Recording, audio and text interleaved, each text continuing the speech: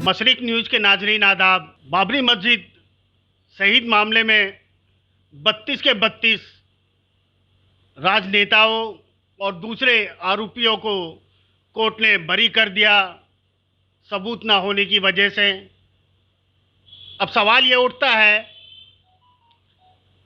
कि मस्जिद शहीद हुई, उसके पीछे किन लोगों का हाथ था।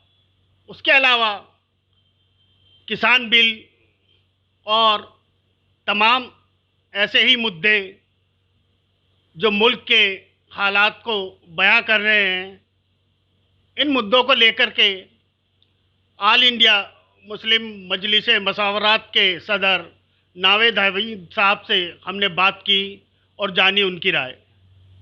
देखिए, जो कल जजमेंट आया है वो हिंदुस्तान की जो जुडिशल हिस्ट्री है उसमें काला फैसला माना जाएगा हमेशा।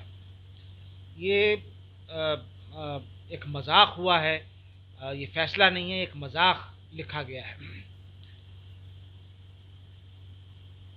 आपने देखा होगा कि अडवाणी साहब ने बाद में खुशी का इजहार किया और कहा कि हमारे स्टैंड जो है वो सही था स्टैंड। इस बात को साबित कर दिया आज कोर्ट ने ये जो कुछ किया है वो किन वजूहात की बिना पे किया है पूरा मुल्क समझ रहा है।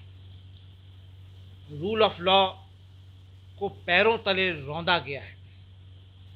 ये कैसा अलमिया है कि एक शख्स जो पूरे मुल्क के अंदर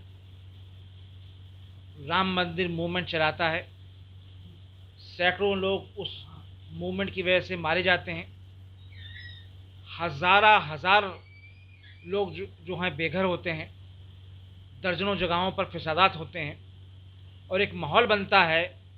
उस माहौल के ताल्लुक़ से जब वो अयोध्या में जमा होते हैं, उस माहौल के बनने के बाद, तो वहाँ पर उस तारीख़ी बाबरी मस्जिद को गिराते हैं।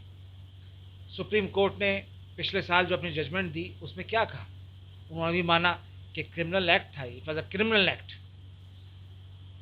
तो तमाम चीज़ों को दरकिनार करके ये जो कल फैसला आया है ये बहुत ही अफसोसनाक फ़ैसला है और ये नए हिंदुस्तान की गम्माज़ी करता है, क्योंकि जो कुछ भी अब हो रहा है अदलिया के अंदर, एक बड़ा तबका जो है वो उस तहरीक से और उस नज़रिए से का हामी है जो इस वक्त हुकूमत कर रही है।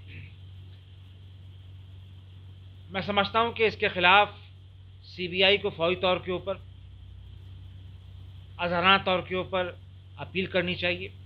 अगर मरकज़ी सरकार मुदाखलत करती है, अपील न करने के लिए दबाव डालती है, तो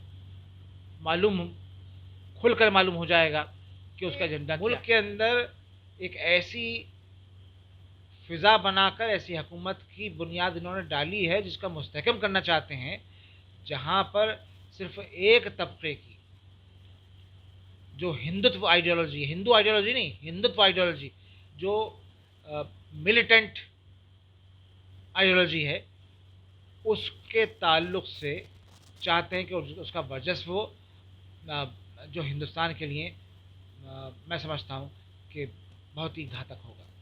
तो ये थे हमारे साथ नावेद हमीद साहब, जिन्होंने अपने ख्यालात जाहिर करते हुए बाबरी मस्जिद मामले में आए फैसले को काला दिन बताया। हाथरस मामले में अपने ख्यालात जाहिर करते हुए उन्होंने कहा कि SIT भी UP पुलिस का ही एक अंग है, इस मामले की जांच NIA से होनी चाहिए।